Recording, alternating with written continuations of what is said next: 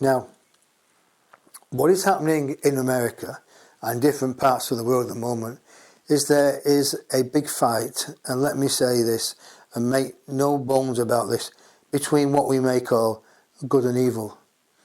Now, those are just words, aren't they? Well, I'm asking myself a question, aren't they? And the answer is yes. Those are just words, good and evil. But it describes what is going on in different aspects, and people can paint the picture of good and evil in however watercolours, oils, or in different ways of painting it for themselves.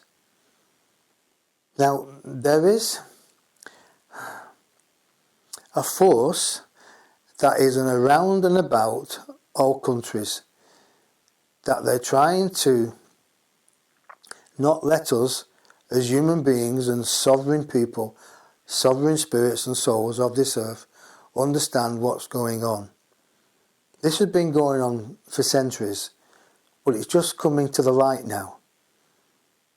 It's been coming to the light for such a long time, but there's not been really many people wanting to stand in the face of this atrocity. Not many people wanting to take the battle to them, knowing that the battle sometimes has removed people off this earth plane to a different dimension. You know what I mean by that. But there are certain people in certain aspects in certain countries who are standing up and saying, thus so far but no more. Enough's enough. One of those people is President Trump. Hence why I've got the American flag here, fluttering away in the breeze. It's very important that people in America and in different countries of the world understand what is happening for the power over there. They are trying, this is the dark side, you can call it whatever you wish to call it, they're trying to surround Mr. Donald Trump, the President of the United States, to make sure that he doesn't obtain a second term. This is going to be a hard job for them. Nevertheless, they're trying to make sure it doesn't work for him. Now, what they've done is they've called all their forces into plan. They've called all the people in different governments in different countries. They've covered and called the media in all these different countries to strike out at President Trump. Here in the UK, we have the BBC, who are so biased towards President Trump. The way they talk about him on the television is disgusting. They call him a buffoon. They don't call him a buffoon, but that's the picture they're painting. And it is really, really biased and one-sided. Now, this is happening in different countries, not just the TVs, but the radio and the media. So what's it telling you, folks? Well, it's telling me, and it should be telling you, that this man is actually, as I see it, is a starseed incarnated of the highest degree at this moment. If you ask him himself, he probably doesn't agree with you. Some people call him bash, rude, offensive, rough round the edges. So it might be. But he's the man for the job. His business acumen has got him so far. His knowledge of how to push people, how to make them understand what he's saying, is playing dividends now in the world arena. And especially in America, especially when you've got the Liberals trying to make sure he doesn't get a second term and causing havoc with all these riots. You've got to look beyond this, and you've got to, in a way, not saying you've got to, but it's my wish as being a lover of America, is to ask people to come together in your groups, come together as patriots, which no doubt you are doing, and come together with your prayers, because prayer is unbelievably powerful. It really is. Without prayer, the world wouldn't be in such a good state as it is. Now you might say, how is it a good state with all this going on? It is in a good state because everything's coming up now. Everything is coming up. What's been buried is being shown. What's been hidden is having light shone onto it, shined onto it. So where do we go from here? Well, it is my personal belief that things will get tougher in the politics in America and here in England, because like I said before, what follows from America comes to England and to other countries. Things will get tougher. There will be an influx of one-sidedness towards your president.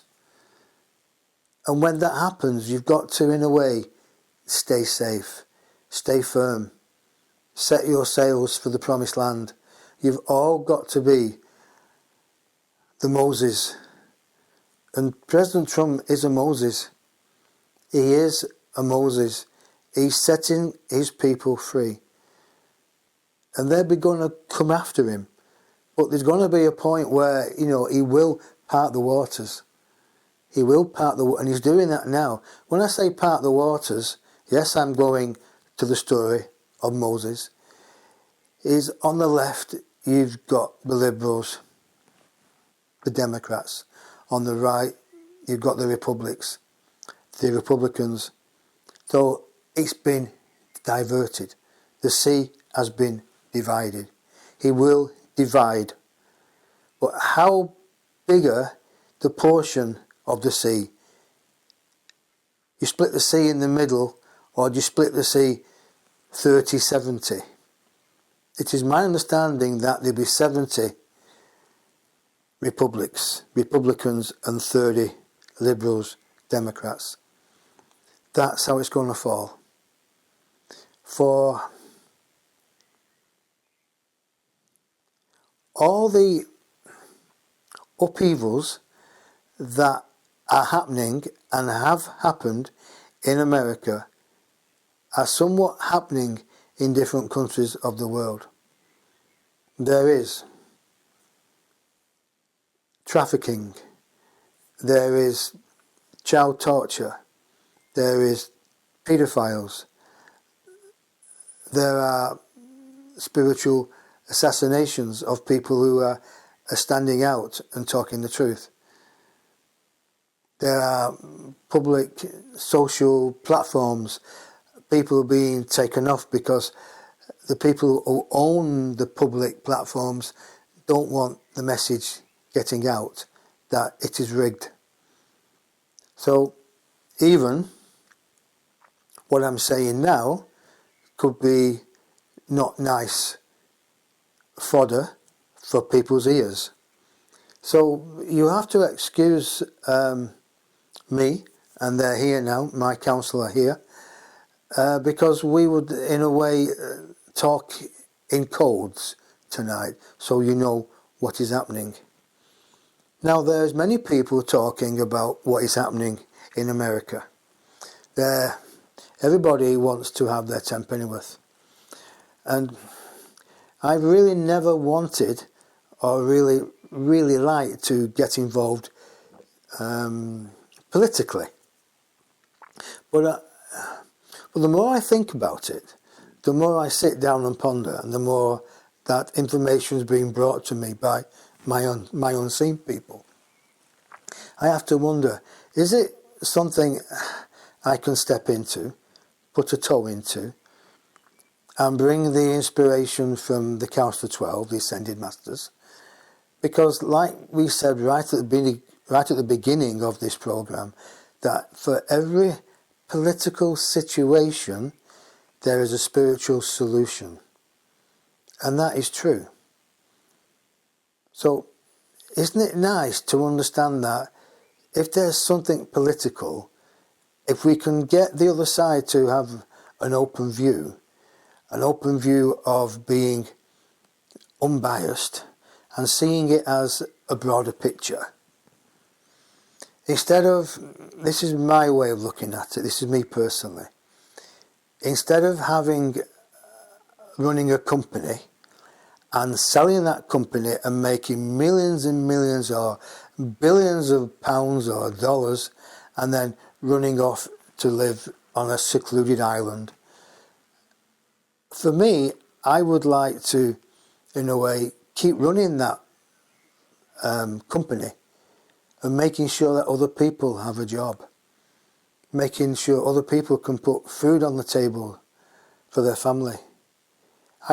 I personally, I would rather do that than live on an island with billions and billions of pounds in the bank, knowing that I've sold a company that I had. I put people out of work, I put people on the breadline, and some people have even died in poverty. I couldn't stand that. But there's people out there who can stand that because it's their free will. Now, you and I were born with the gift of free will.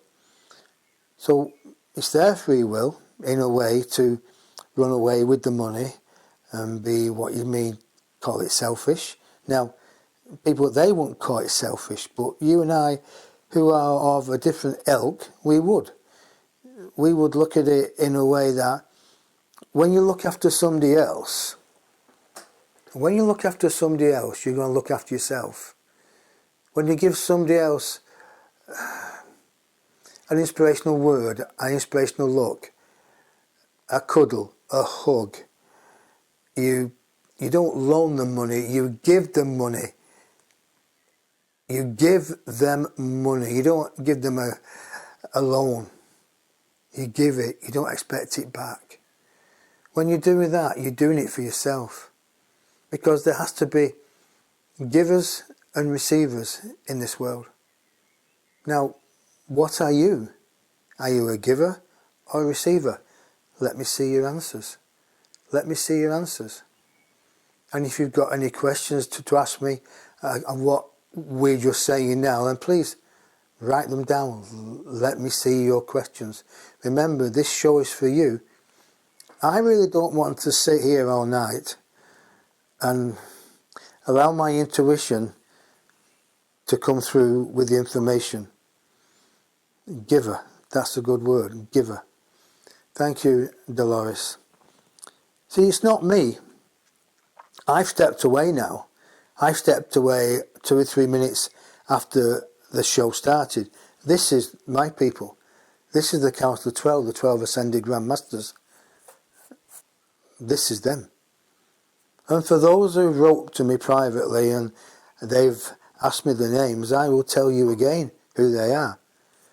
They are Jesus Christ, Mother Mary, Archangel Michael, Saint Germain, Metatron, Paramahansa Yogananda, Kuan Yin, and Joan of Arc, and there's 4 that are floaters.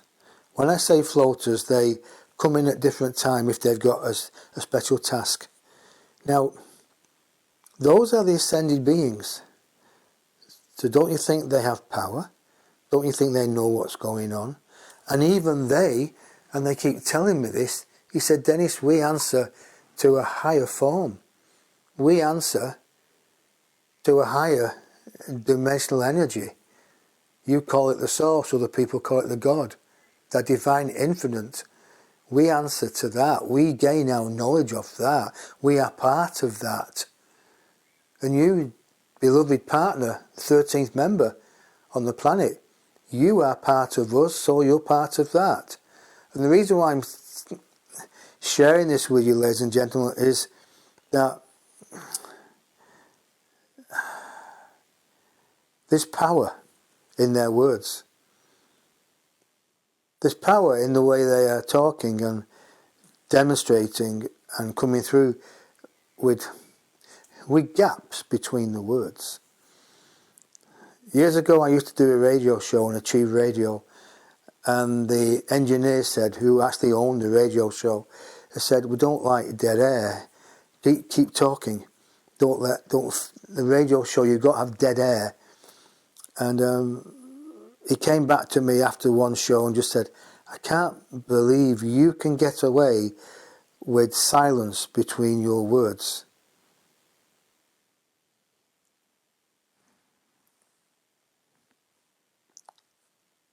Silence between the words. For when you have a gap of silence that precedes something you've just said, or goes after something you've just said, what you've just said has more power. It soaks in. So to make your point, ladies and gentlemen, if you're talking to somebody in authority, drop your voice down and speak to them like you would a child, softly, given the chance, with pauses. But make sure your words are powerful, because then it will then affect them. It'd be like osmosis, it will sink into them, slowly but surely. And osmosis on a fiberglass boat is what kills the boat. So if your words are of power, and they're plentiful, they're meaningful, and they're based with love and understanding, they will sink through to somebody. So it's our blessing tonight that we come in a way to encourage you, to ask you to stay the course. Keep your eye on the mainland. Keep your sail trimmed and keep your rudder straight. Yes, there will be some waves and there will be a course of direction a few times, but knowing that you have got your eye on the mainland, you've got your hand on the rudder, and the sail, depends what kind of clipper you've got, your sails are full of the wind, you will arrive there with our blessings. For it is we, us here, that are guiding and putting wind in your sails to make sure that you land on the promised land. For when you land on the promised land, you realise that you've already landed on the promised land, on Mother Earth, as it is, or as it was. But what is happening, beloveds, you are aiming for a new world. This is your new world.